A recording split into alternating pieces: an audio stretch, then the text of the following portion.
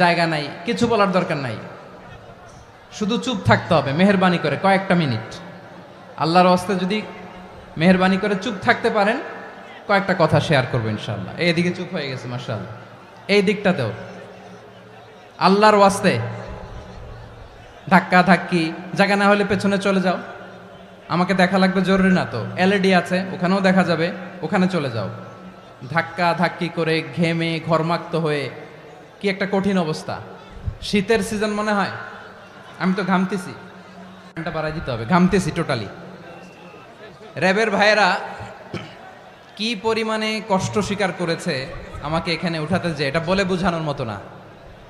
তো আমাদের দেশের ভাইয়েরা ইমোশনাল, আবেগী, অনেক আবেগ দিয়ে অনেক কিছু আমরা হারাই, ভুল করি, আমরা বুঝি না, লং রানে আমরা চিন্তা করতে পারি না। একটা নিঝুম নিস্তব্ধ পরিবেশ যদি দেয়া যেত, কথা বলতে পারতাম, লক্ষ লক্ষ কোটি কোটি মানুষ, সারা পৃথিবীর মানুষ এটা শুনতো, মানুষের মন মস্তিষ্ক চিন্তা মননে পরিবর্তন আসতো। কিন্তু ধাক্কা ধাক্কি করে আসতে আসতে আমাদের মাইন্ড ডিস্টার্ব হয়ে যায়। কিছু বুলেট পয়েন্ট সাজিয়ে নিয়ে আসছে, যেটা বলবো এটা ব্রেন থেকে হারিয়ে যায়, আর মনে রাখতে পারি না। জান নিয়েই তো টানাটানি, আমি মনে রাখবো কি? জান নিয়ে টানাটানি। তো যদি আমরা প্রতিটা বড় বড় পাবলিক ইভেন্টে যদি এরকম করি, আমাদের পক্ষে কি আর ময়দানে কথা বলা সম্ভব হবে? বাধ্য হয়ে পরে ফেসবুকে ঘোষণা দিব যে আমি আর তাফসির মাহফিলে নাই, আমি মসজিদের হালাকা করব, 20 জন নিয়ে আমি দাওয়াতি কাজ করব, যথেষ্ট, গুড ইনাফ। এটাই আপনারা চান নাকি? এটাই চান? তো একটু মেহরবানি করে চুপ করা যাবে না? জায়গা না হলে পেছনে চলে যান, কিন্তু যারা থাকবেন চুপচাপ, আওয়াজ করা যাবে না। আল্লাহর ওয়াস্তে, আল্লাহর ওয়াস্তে অনুরোধ করার পরে যদি এটা ভায়োলেট করেন, জবাব দিতে হবে আল্লাহর কাছে। খবরদার, আল্লাহর ওয়াস্তে বলেছি, আওয়াজ করা যাবে না। ভাইয়েরা, এভাবে আলোচনা করা যায় না, মেহরবানি করে আওয়াজ করবেন না। আমার দিকে তাকান। আজকে যে টপিকটা নিয়ে আমি আপনাদের সামনে কথা বলবো, সেটা হচ্ছে আমাদের ধর্মীয় জীবনে, সামাজিক জীবনে, রাষ্ট্রীয় জীবনে ঐক্যবদ্ধ থাকার গুরুত্ব। The importance of unity in our life. আমরা ঐক্যবদ্ধ থাকতে চাই কি চাই না? এই আপনাদের গলার আওয়াজ। আমরা ঐক্যবদ্ধ জীবনযাপন করতে চাই কি চাই না? চাই। ঐক্যের কোনো বিকল্প নাই। গত 50 বছর তো দেখেছি এ ডিসইউনিটি, অনৈক্য, বিভেদ, বিচ্ছিন্নতা আমাদেরকে কোথায় নিয়ে গিয়েছে। এই যে দেখেন, কিছুদিন আগে আমাদের বর্তমান নেতা ডক্টর ইউনূস, উনি সব রাজনৈতিক নেতৃবৃন্দদেরকে ডেকেছেন একটা ইস্যুকে কেন্দ্র করে। তার মানে গোটা বাংলাদেশ এক হয়ে গিয়েছে। আমরা সবাই উদ্বেলিত হয়েছে, উচ্ছ্বসিত হয়েছে, ঠিক কিনা বলেন? রাজনৈতিক নেতাদেরকে ডেকেছেন উনি, আমরা এক হয়েছি। এরপরে ধর্মীয় অঙ্গনের যে লিডাররা, বিভিন্ন ধর্মের, শুধু মুসলিম না, সবাইকে ডেকেছেন, আমরা ঐক্যবদ্ধ হয়েছি। এটাকে বলে ন্যাশনাল ইউনিটি, জাতীয় ঐক্য। যে কোনো ধরনের কনস্পাইরেসি, ষড়যন্ত্র, আধিপত্যবাদ মোকাবেলায় জাতীয় ঐক্যের চেয়ে মোক্ষম হাতিয়ার আর নাই। আমাদের একটা প্রতিবেশী দেশ আছে, আমরা আমাদের দেশ নিয়ে যত ভাবি, তারা তার চেয়ে বেশি ভাবে। কথা বুঝতেছেন না? আরো ভেঙে বলতে হবে। হ্যাঁ, আমরা আমাদের দেশ নিয়ে যত উদ্বিগ্ন, এদের আরো টেনশন বেশি। বলেন, আমাদের দেশে শান্তি আছে না নাই? আমরা হিন্দু মুসলিমে কখনো দাঙ্গা লাগে? আসতে বলেন, কেন লাগে? ওদের পূজা পার্বণে আমাদের মাদ্রাসার ছেলেরা যে পাহারা দেয়, চিল্লায় বলেন ঠিক কিনা? আমাদের তাফসির মাহফিলের সময় ওরা ডিস্টার্ব করেন, ঢোল বাজায় না। ওদের পূজা পার্বণের সময় আমাদের তাফসির মাহফিলের ডেট হলে আমরা চেঞ্জ করে দেই। সুবহানাল্লাহ, কি সাম্প্রদায়িক সম্প্রীতির রোল মডেল। আর ওই বাংলাদেশের ব্যাপারে তারা অনেক ডিসইনফরমেশন ছড়াচ্ছিল। ভারতের অনেকগুলো গণমাধ্যম, আমি জেনারেলাইজ করব না, আমাদের প্রতিবেশী দেশের সব গণমাধ্যমকে আমি দোষ দিতে চাই না, অনেকগুলো গণমাধ্যম তারা ডিসইনফরমেশন শেয়ার করেছে।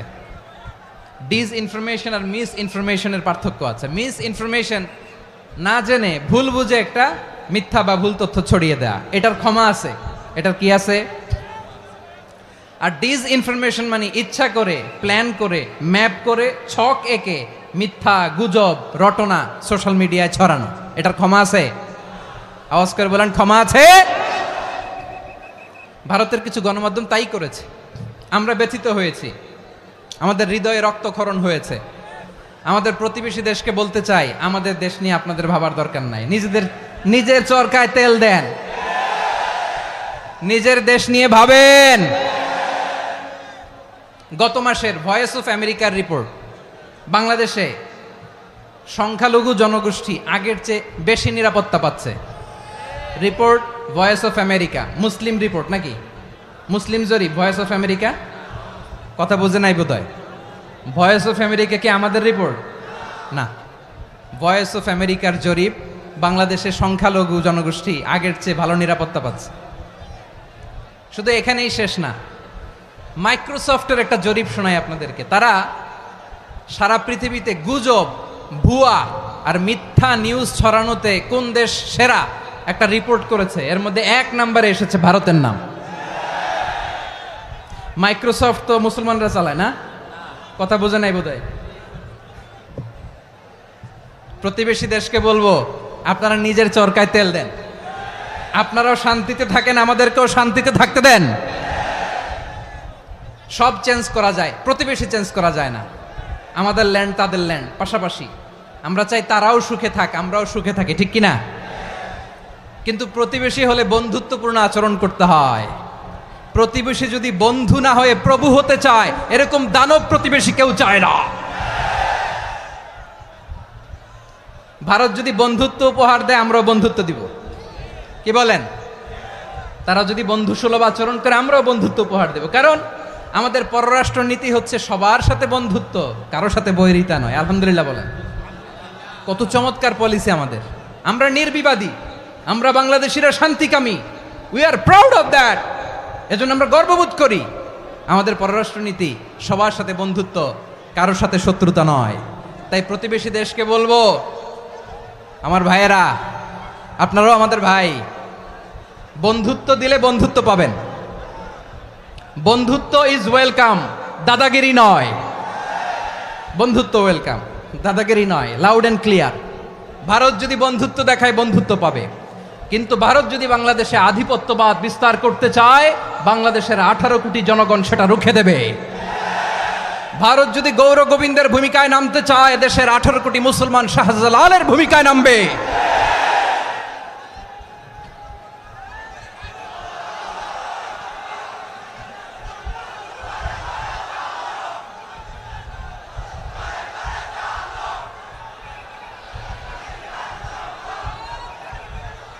প্রিয় ভাইয়েরা, আমরা বন্ধুত্বে বিশ্বাসী, শত্রুতায় নই, ঠিক কিনা বলেন?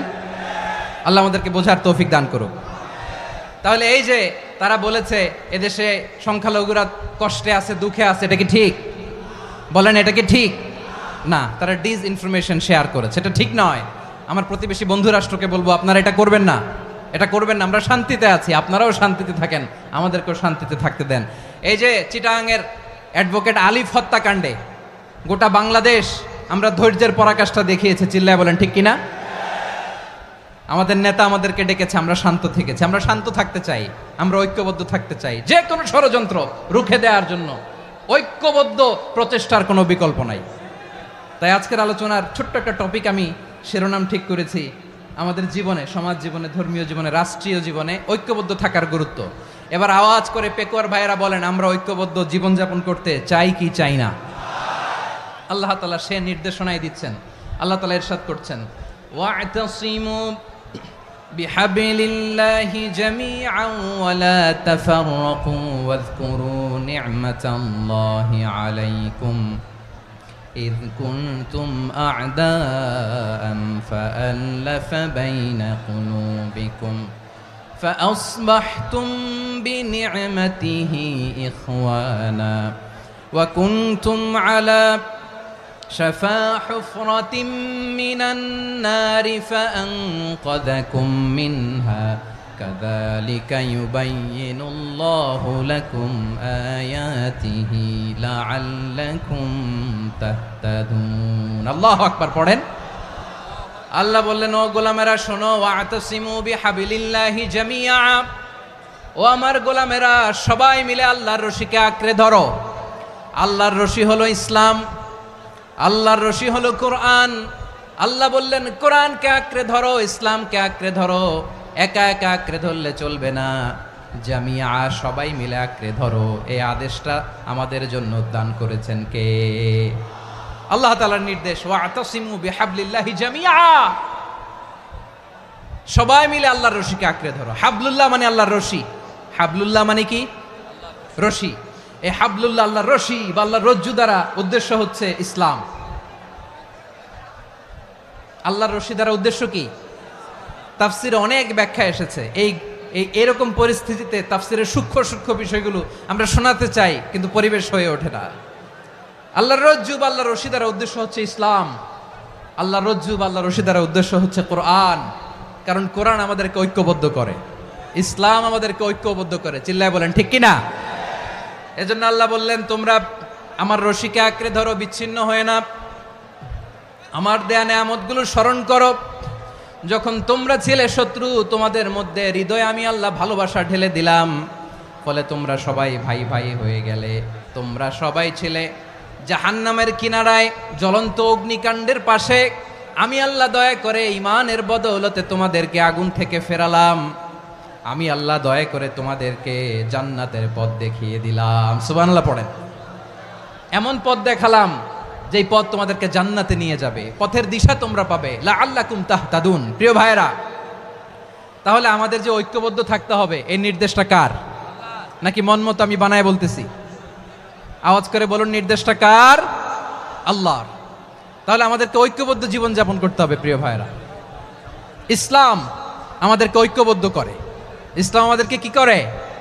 সংঘবদ্ধ করে, ঐক্যবদ্ধ করে। বিচ্ছিন্ন হওয়া যাবে না।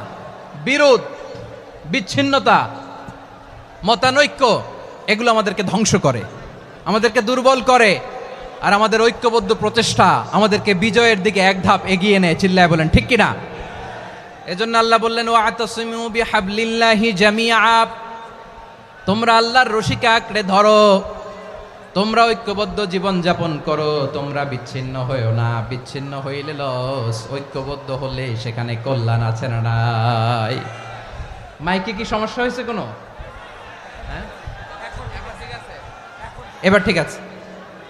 প্রিয় ভাইয়েরা, শেষ করে দেই না? তাইলে শেষ করে দিব তো। গত 2 দিন আগে এসে বসে আছেন, আর আমি আসার 20 মিনিটের মধ্যে উঠে যাচ্ছেন কেন? আর সহ্য হচ্ছে না?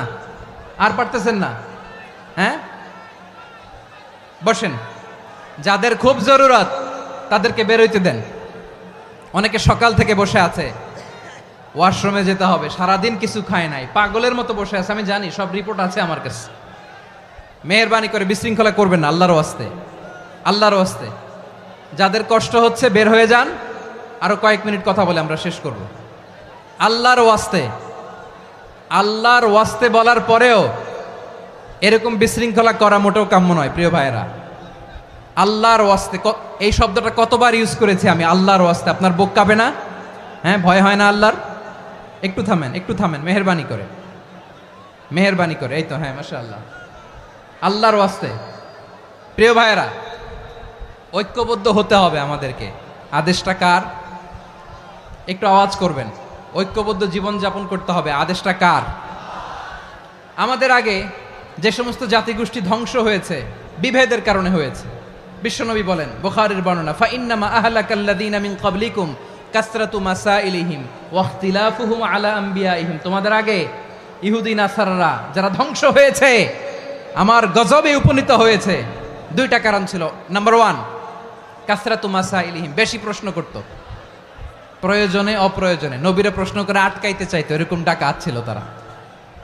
2 নাম্বার কারণ, ওয়াখতিলাফুহুম আলা আম্বিয়াইহিম, ইখতিলাফ করার কারণে, বিভেদের কারণে, পারস্পরিক বিরোধে জড়ানোর কারণে তারা ধ্বংস হয়েছে। এখন বলেন, আমরা কি আল্লাহর গজব চাই? আমরাও কি তাদের মতো ধ্বংস হতে চাই? এজন্য আল্লাহ তাআলা সূরা আল ইমরানের 105 নম্বর আয়াতে বললেন, ওয়ালা তাকুনু কাল্লাযীনা তাফাররাকু ওয়াখতালাফু মিন বা'দি মা জাআহুমুল বাইয়িনাত ওয়া উলাইকা লাহুম আযাবুন আযীম। খবরদার, প্রমাণ পাওয়ার পরেও দলিল নাজিল হওয়ার পরেও যারা বিরোধ করেছে, ইখতিলাফ করেছে, বিচ্ছিন্ন হয়েছে, খবরদার তোমরা তাদের মতো হও না। যদি তাদের মতো হও তাহলে জেনে রাখো ওয়া উলাইকা লাহুম আযাবুন আযীম, তাদের জন্য আমি মর্মন্তুদ শাস্তি প্রস্তুত করে রেখেছি। যারা বিচ্ছিন্ন হয়েছে, বিরোধ করেছে, তারা কারা? ইহুদি নাসারারা। এই আয়াতের তাফসীরে কাল্লাযীনা তাফাররাকু ওয়া ইখতালাফু, যারা বিচ্ছিন্ন হয়েছে, বিরোধ করেছে, তারা কারা? মুফাসসিরিন ইকরাম বলেছেন তারা ইহুদি নাসারারা। আওয়াজ করে বলুন তো তারা কারা? ইহুদি নাসারারা। বিষ্ণু ঈসা ইসলাম সুনানে আবু দাউদ এবং তিরমিজির হাদিসে বলেন, ইফতারাকাতিল ইয়াহুদু আলা 71 ফিরকা, ইহুদিরা 71 দল হয়েছে। ইখতিলাফ করতে করতে কয় দল? সবাই বলে নাই কয় দল? ওয়াফতারাকাতিন নাসারা আলা 72 ফিরকা, আর নাসারারা হয়েছে 72 দল। আওয়াজ করে বলুন তো কয় দল? ওয়াসাতাফতারিকু হাযিহিল উম্মাহ বি73 ফিরকা। আর বিশ্বনবী আফসোস করে বলেন আমার উম্মত হবে 73 দল।